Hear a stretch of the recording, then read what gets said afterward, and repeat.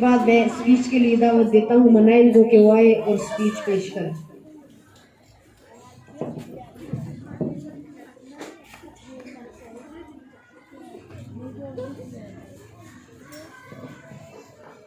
نحمده ونصلي على رسوله الكريم اما بعد فاعوذ باللہ من الشیطان الرجیم بسم اللہ الرحمن الرحیم.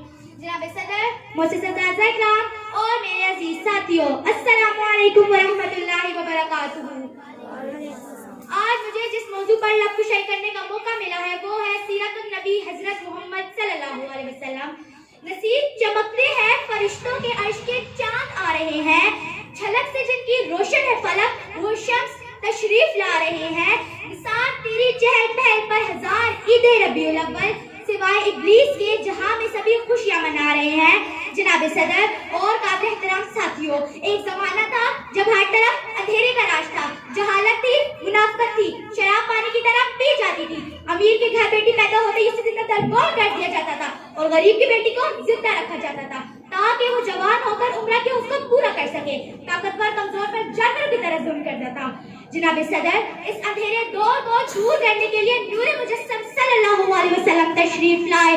جہالت کے اندھیرے کو مٹانے کے لیے معلم اعظم تشریف لائے. غریبوں کے لیے ایمان کی دولت لے کر تشریف لائے. شراب کو ختم کرنے کے لیے آب حیات لے کر تشریف لائے.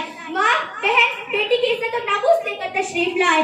حضرت محمد صلی اللہ علیہ وسلم، آپ صلی اللہ علیہ وسلم کی آمد سے اس اندھیری دنیا میں ہر طرف نور ہی نور پھیل گیا. ہر شہر جھوم اٹھی، پہاڑ، اشجار سب آپ کے احترام میں سر تسلیم خم ہو گئے.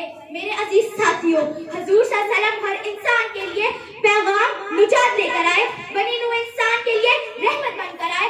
آپ وہی نبی ہیں جن کی امتی ہونے کی خواہش تمام انبیاء کرام کی تھی. ہم کتنے خوش نصیب ہیں، ہمیں ایسی آقا کی غلامی نصیب ہوئی ہے جس کی امتی ہونے کی خواہش تمام انبیاء کرام کی تھی. خواہش بھی کیوں نہ ہوتی، روز محشر وہی تو شفاعت فرمائیں گے، وہی تو حوض کوثر پلائیں گے، وہی تو اپنی امت کو بشرائیں گے کہ محمد سے وفا تو نے تو ہم تیرے ہیں، کہ محمد سے وفا تو نے تو ہم تیرے ہیں، یہ جہاں چیز ہے کیا لوح و قلم تیرے ہیں. شکریہ.